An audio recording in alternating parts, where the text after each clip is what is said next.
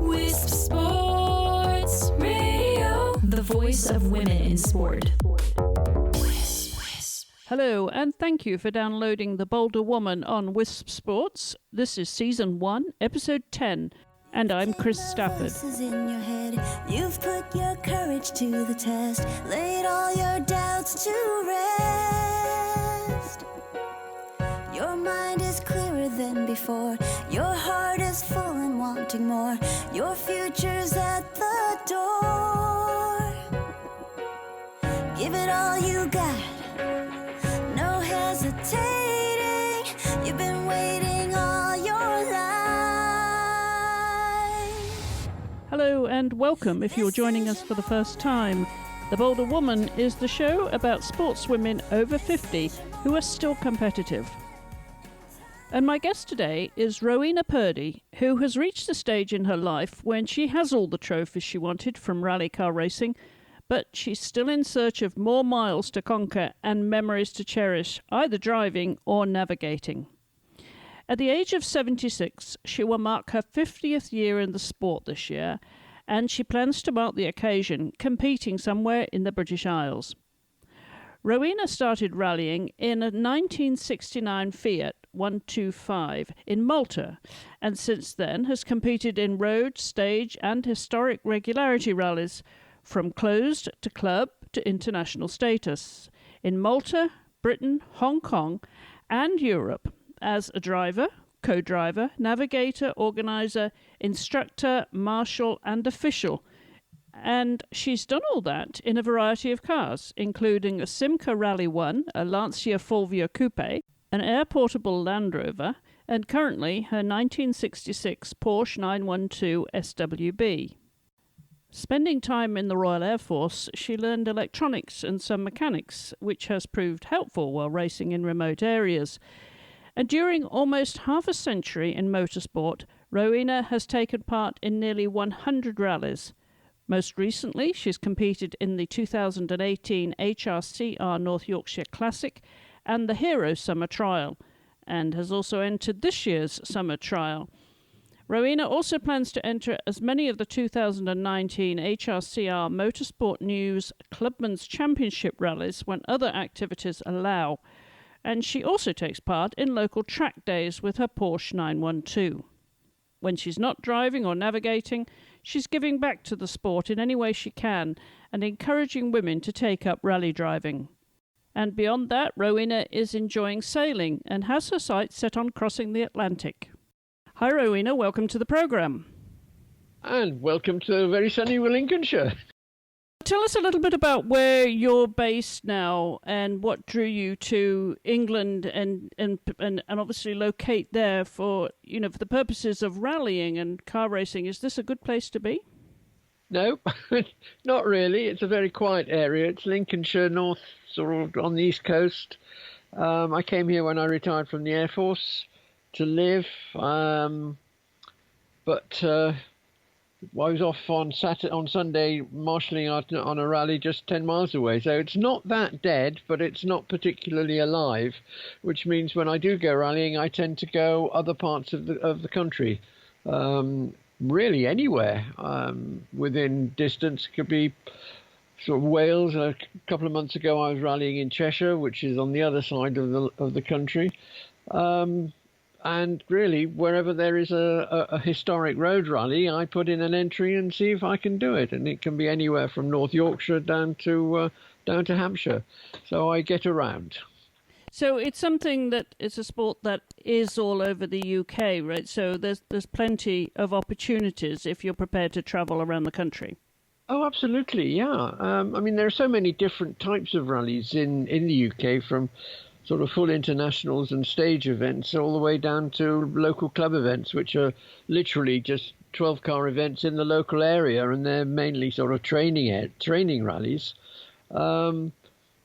But that's sort of the grassroots of training, of rallying, and then you progress up the ladder, and the country. I was going to say the world is your oyster. The country is your oyster, really. You can go anywhere if you've got a license, and there are various Motorsport UK licenses that give you the authority and the legality to compete on whatever sort of rally you like, whatever sort of car you've got, and basically what your finances can afford.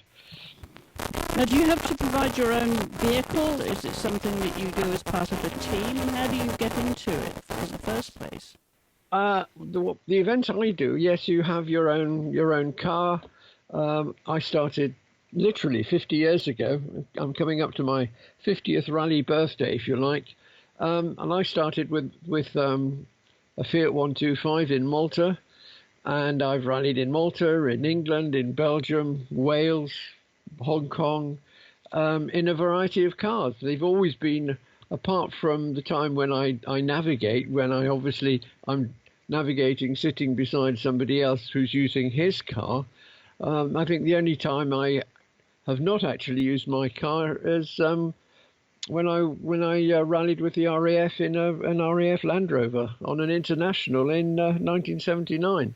But from then on, basically, I've either used my car or I've been sitting with somebody who is using his own car.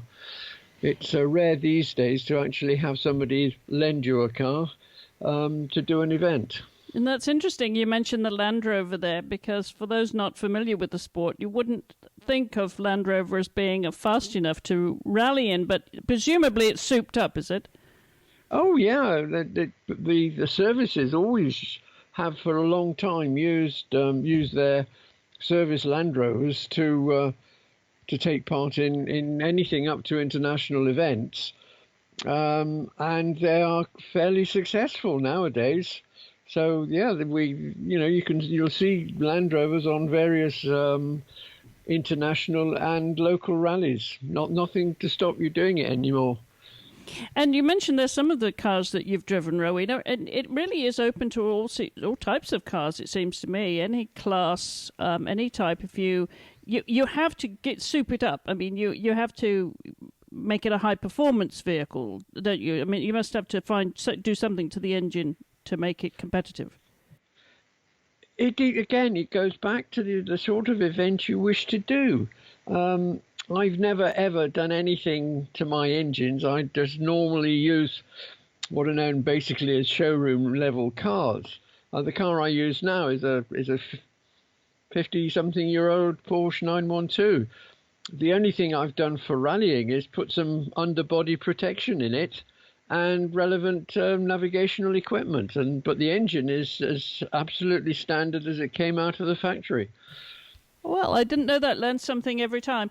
So, so anybody can have a go at this then. I mean, but talk about the sort of costs and what are the parameters then to participate in the sport as a rally driver? Because it seems to be there are endless opportunities in all kinds of vehicles. So, if you've got something and you're competitively minded, you could have a go at rally driving.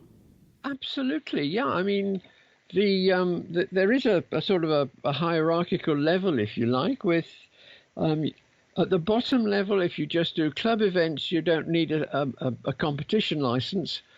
But to start getting up, and you sort of regrade yourself as you get higher up the ladder, and you can go from just a normal basic level, what in this country is called a National B, which is a sort of just a little level above Clubman's, and that gives you entry to that level of rallies. And then there's another level above, and you have to get your own license, another license to qualify for those.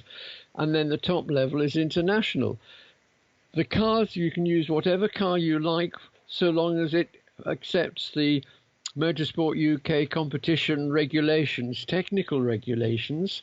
But if it's a car, it's got four wheels, it's got an engine, a steering wheel, and goes forwards and backwards, you can enter it. If you have a specialist car which hasn't had a lot of build in numbers, then you probably won't be able to. But there are technical regulations which, you can look at. There's a big book that tells you what you can use and what you can't use. Within those parameters, you can use whatever you like. And I'm assuming you go off-road, do you? But that may be a false assumption, depending on the vehicle that you're driving. Is it on tarmac or off-road? I mean, with the rally driving I've watched in the Welsh mountains, they're off on all kinds of terrains and surfaces. Yeah, that's once you start to get up to the top level of the sport and you're going into the forests. And here this is where you get your very powerful cars. You're paying an awful lot of money just to do an event. You're talking in thousands, whereas I talk in hundreds per event. And there, yes, you can either go off-road through the forests or on gravel or on tarmac. And really, even at the level I do, I can go off-road for a short period of time, but most of my rallying is done on normal, open, public roads, keeping to the normal speed limit. You go off-road, and I've been in cars going off-road on internationals and high-grade stuff as a co-driver, and you can go on any road, and you can go from one stage to another where it's gravel on one stage and forest road on the other. It's up to the driver to know how to compete on the road that is lying in front of him. Now, with any sport, Rowena, it always seems to me that we take part in it because obviously we love the sport, but there's also the social element of this and the friends that you make, the camaraderie. There's a great social life attached to sport and opportunities for networking.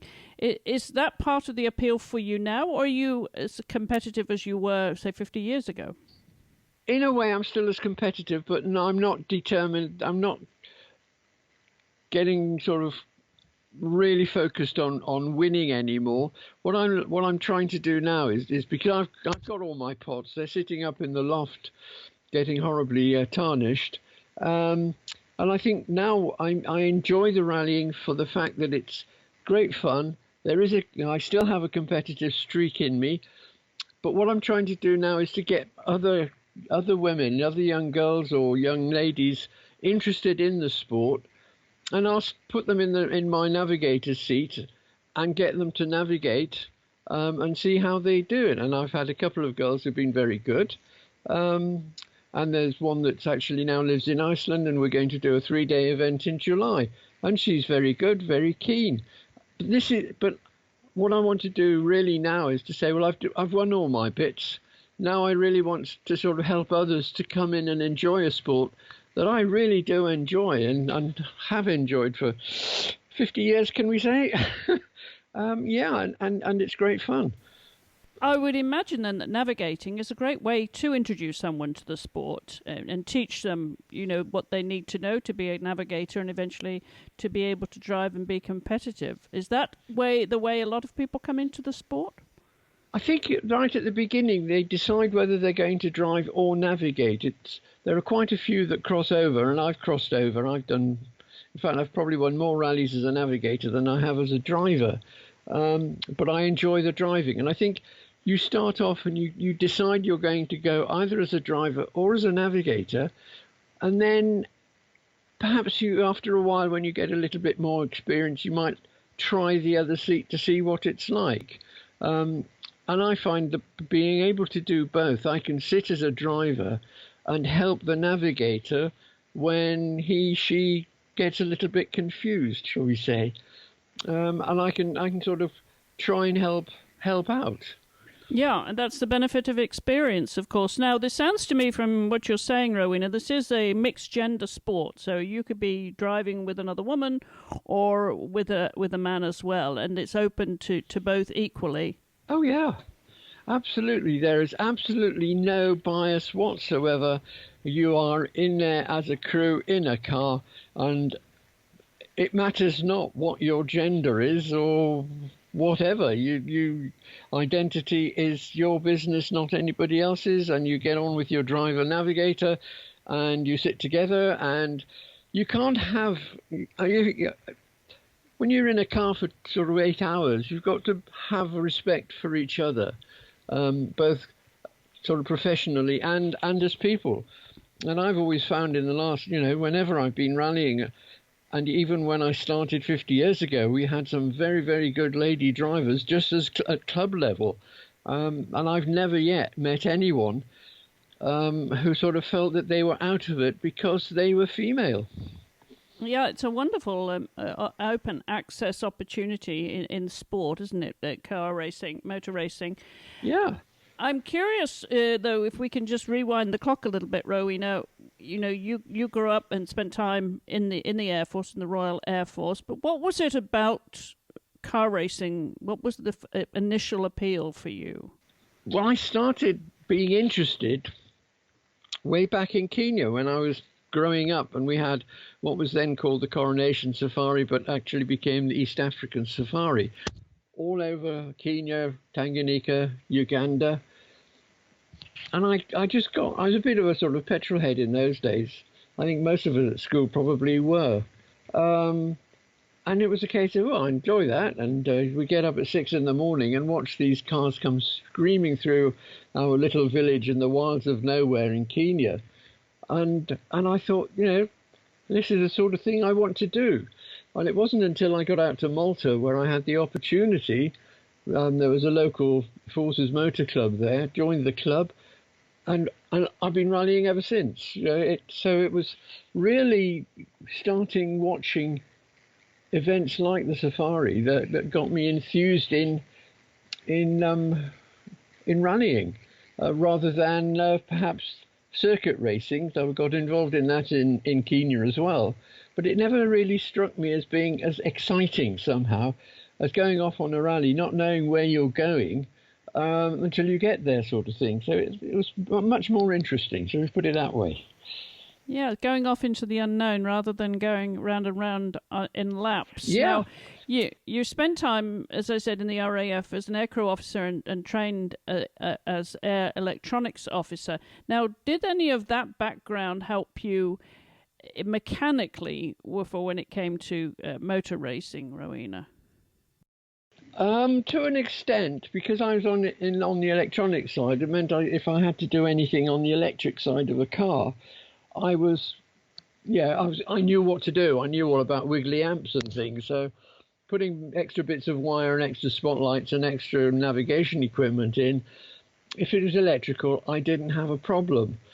But as a cadet, two of us, I bought myself a pretty tatty Morris 1000 van as a junior officer, which didn't run very well. And a friend of mine said, come on, let's strip the engine and rebuild it. So I learned how to rebuild engines at the same time as I was learning to fly aeroplanes, which was quite useful.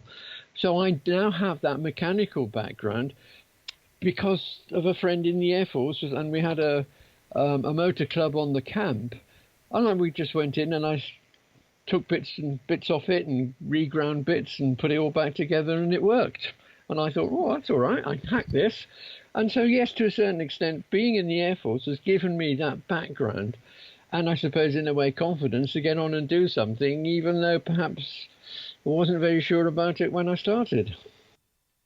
I would imagine, though, for when you're going off into the country for miles and hours at a time, that it would be essential for either the driver or the navigator to have some mechanical experience, because if it breaks, you have to fix it out there, don't you? Absolutely right, yes. And I've a lot of the big events have service crews that come in and follow, and they fix everything if it goes wrong. The sort of events I do, if there's something goes wrong, basically we have to fix it on the roadside. Punctures, wheels, whatever. Change the spark plugs because they're suddenly broken down in the middle of a section. But it's that experience that sort of says, hang on a minute, there's something funny. I know what that is. Get out, pull the bonnet open, do what has to be done, or put it back and start all over again. And I've had to rebuild carburetors in the middle of a stage at 4 o'clock in the morning, which wasn't easy, but we managed it, It's all about knowing what to do when you need to. Exactly, yeah. And let's talk about some of the highlights of your rallying career, because you must have had some wonderful experiences driving in different countries. Let's talk about some of those high points and some of the scary moments, maybe some drama out there too. Well, I've had some very interesting points. Hong Kong, Malta was fairly straightforward, apart from the time when I was organising an event. and you've always got to get police permission before you can get the route approved. And so I'd done the route, I'd sent it to the police, they were happy with it. And then the night before the event, I went out just to make sure that all the roads were open. And I came to one bit, and the local water authority had dug a ditch right across the road on the Saturday morning, and the event was on the Saturday night. And I had to reroute the whole of the second half of the event. And this is in the days of no photocopiers. Everything was done on the old Gestetner copying machine. So that was a bit of hectic overnight, late night sorting that one out. I did an event in Hong Kong, doing a stage event, and we broke down in the middle of the longest stage, and my service crew arrived in a Rolls Royce with his girlfriend on the back seat. And I was asked if I would like to if I was a bit cold, I could cuddle up to her. So that was something strange and very new. But I think most of my great times were, in fact, funnily enough, in Hong Kong, where I was navigating. I became member of the Honda Works team out there as a co-driver. And then my driver and I won the championship, and we were offered an ex-Works Fiat 131 Mirafiori Works car to do the East Asia Rally Championship. Unfortunately, the RAF got in the way and sent me back to fly, so I didn't actually get it. But it was nice to have that tick in the box that said, yes, you've got a full Works drive as a co-driver. Unfortunately, I had to turn it down. And I did get back to the UK, and I was selected to lead the RAF team in the 1979 Mintex International Rally in the Land Rover, which was great fun. I think we came last, perhaps not quite so brilliant, but at least we finished the event, which was a lot more than some did. And one of the things that we tended to do with the Land Rovers, if we saw a car on the side of the road, we would try and pull him out. And we did that with one of our top international rally drivers, Brian Kolcheff, but we didn't get him out. He was far too far off. So there are lots of little sort of things like that where you sort of think, hey, that was great. I enjoyed that. I'll come back and have some more done. Yeah, some memorable moments there, but were there any real dramas and accidents along the way? Oh, I couldn't possibly say. Well, I've never had any accidents. I had a drama on the last big event I did, which was last May, in Derbyshire, where we were doing an event on the Saturday afternoon. It was a lovely, hot, sunny day, and we had masses and masses of cyclists out. And driving up a road, ahead of me was a cyclist. We were only doing 25 miles an hour, I think, was the actual speed we were aiming at. Saw the wobbly cyclist, and I thought, well, I'd better give him a bit of room. He doesn't look very safe on that bike, top of the hill. So I moved over to give him the room, and I'm left-hand drive. And I looked across the road and thought, oh, that's all right, there's plenty of grass there.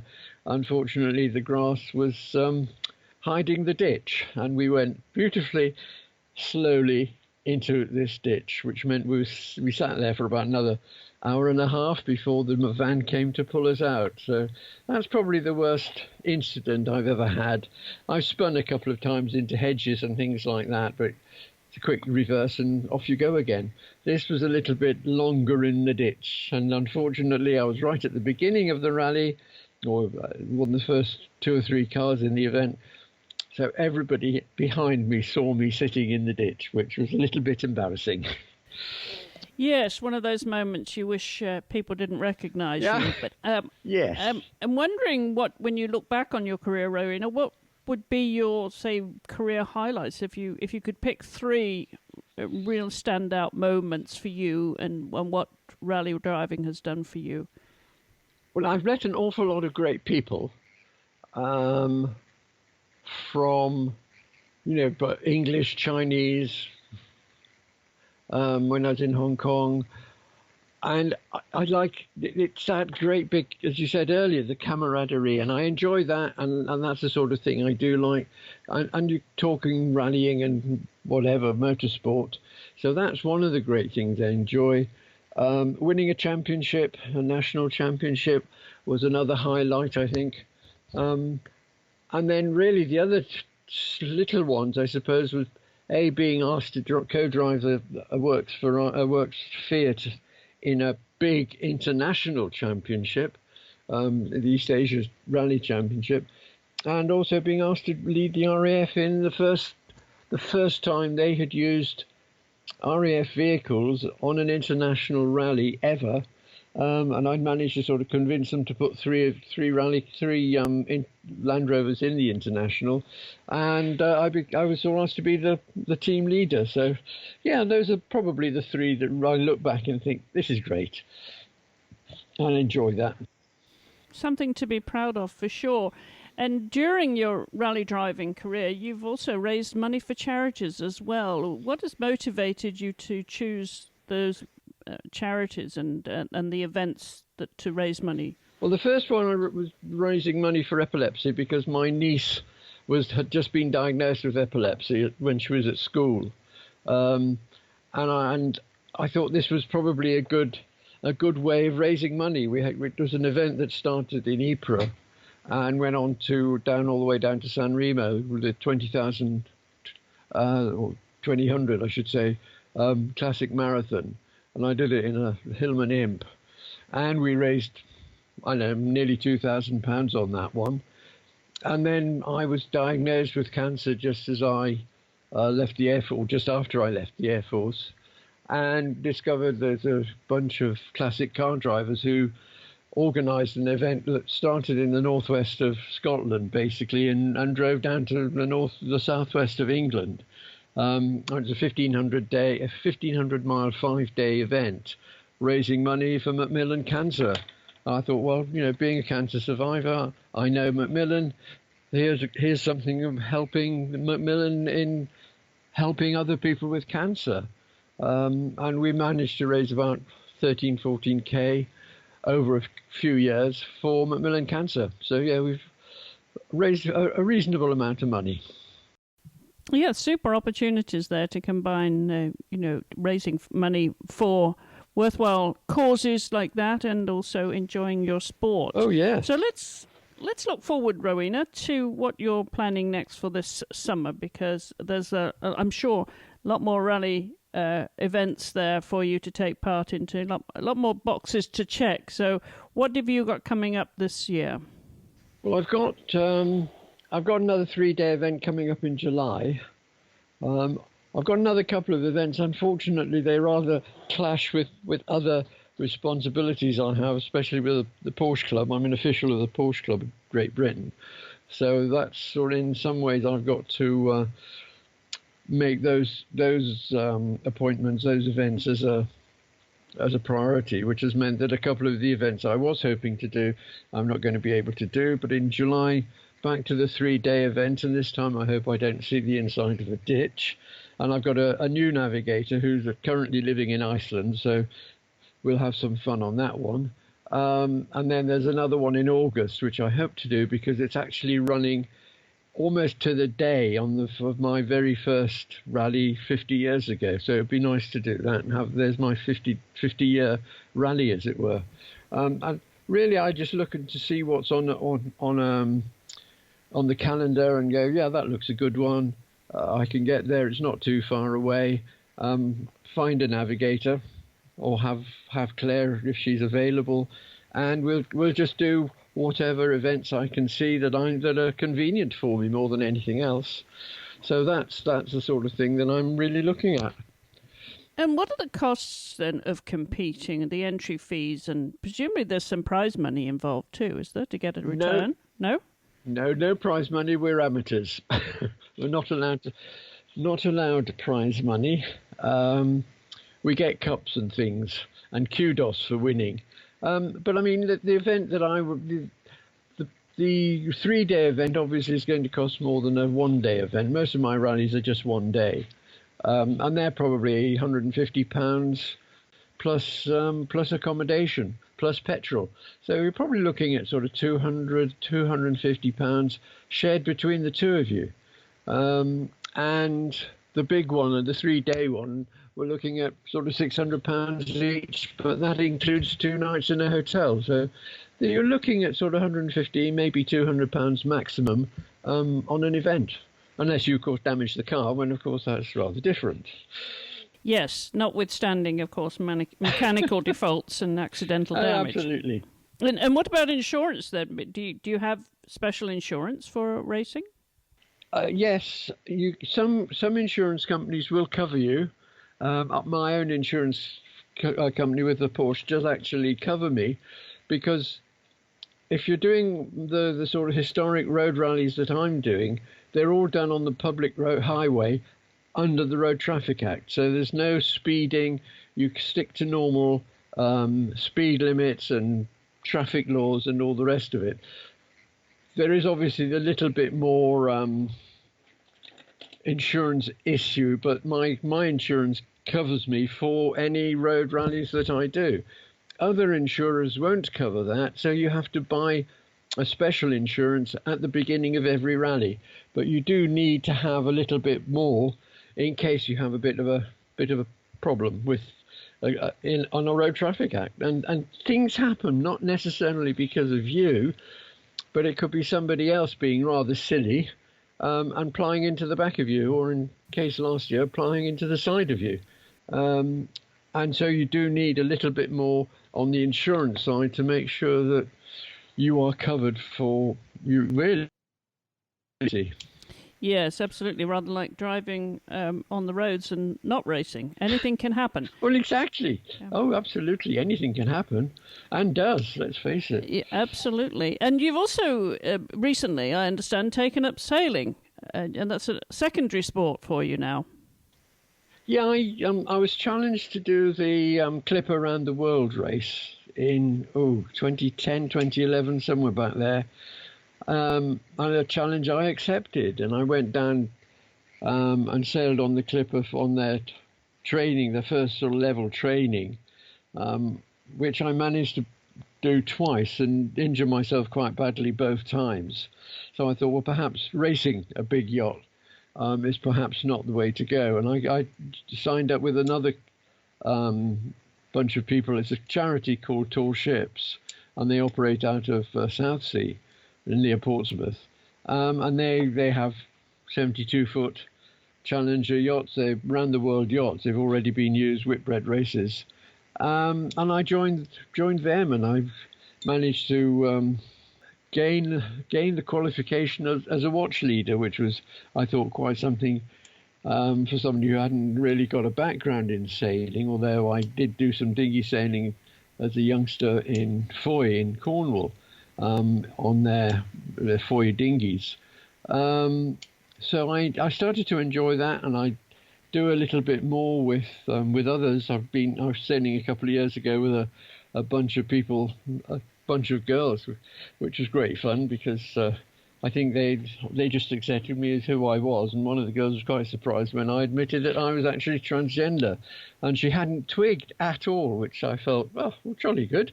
That's quite a feather in my cap, and I just tend to go down. So my annual holiday, I'll go down to the Isle of Wight. I'll get in touch with a friend of mine who runs a school down there, and I'll go sailing for a week, and it's good fun. I really do enjoy it. Do you have anything on your, what we call the bucket list, on your to-do list now in terms of in driving and sailing? And I should mention also you've noted that you've been behind the wheel of a glider recently, but then you did fly the Vulcan bomber and Shackleton during the war. So you're not averse to trying a different form of power. Well, for years, I suppose when you fly in an airplane that's got engines, either propellers or jets, you always feel that you're safe, because if something goes wrong, the engines will get you home, sort of thing. And it was the local Women's Institute had a day up near where I live, flying gliders, and I thought, well, all right, I'll have a go. And I had 3 goes. And the third time we managed to get quite high, and the instructor just suddenly said, "You have control." And for 20 minutes, I flew the glider under his instruction, telling me, which way to go. But he wasn't covering me at all until we got back into the circuit, and he said, "Right, I suppose we better land now." And he wouldn't let me land, which is probably very sensible. And at the end of it, he said, "Well, do you realise you've been flying for the whole of the time?" And I thought, "Well, yes, but you've had your hands on the control column." And he said, "No, I've had my hands on my knees, and I've just been enjoying the experience of looking around Lincolnshire from the height that we were at." So I'd actually been flying when we landed. And he said, "Well, when you flew in the Air Force, what were you?" And I said, "Well, I was down the back as air electronics." "Didn't you think of being a pilot?" I said, "Well, I did. I applied as a pilot and failed the aptitude test." And he said, "Well, I don't know." He said, "As far as I'm concerned," he said, "I reckon you're a blinking natural pilot." So I felt quite pleased about that. But I haven't gone back. I find I've got a bit of a dodgy knee at the moment, and it's very difficult to get in and out of a glider with a dodgy knee. So I haven't done it for a couple of years, but I'd love to get back to it. I have to admit, it was absolutely terrific. So that's on your to-do list. And what about with rally driving? I think I've done everything I wanted to do. When I started, I had I want to do this. And the biggest thing I wanted to do was do an international rally, and I wanted to do an international rally in Europe, and I've done both those. Bucket list, I'm still very, very tempted to try and get onto a yacht, sail across the Atlantic. That would be something I would like to do sometime in the next couple of years, hopefully. But rallying, I think I've really got I've done what I want to do, and now I'm really looking at hopefully being able to bring other people on. So yeah, it's sort of niggling in the back of my mind that there's always something to do, and really it's a case of if the opportunity to do something crops up, I'll take it. Well, meanwhile, you're very much enjoying the sport still, so that's wonderful. And absolutely. Oh, yes. And lots to look forward to in terms of upcoming races this year. So I want to wish you the very best of luck with the Rowena and other things that are on your wish list. And thank you for taking the time to come on the programme and share your story. Yeah, I hope so. Conversations from the world of women's sports. This is Wisp Sports Radio. And you'll find Rowena's full biography in the show notes accompanying this episode at wispsports.com. Just go to the Listen tab and look for The Bolder Woman, where you'll find even more episodes there of women who are still being highly competitive over the age of 50. And if you're listening to this episode online, you can also download it to any podcast app wherever you get your podcasts. If you'd like to join in the conversation, you can follow us on social media at Wisp Sports or drop us a line to info@wispsports.com. Until the next time, thank you for listening and supporting women in sport everywhere. This is your moment.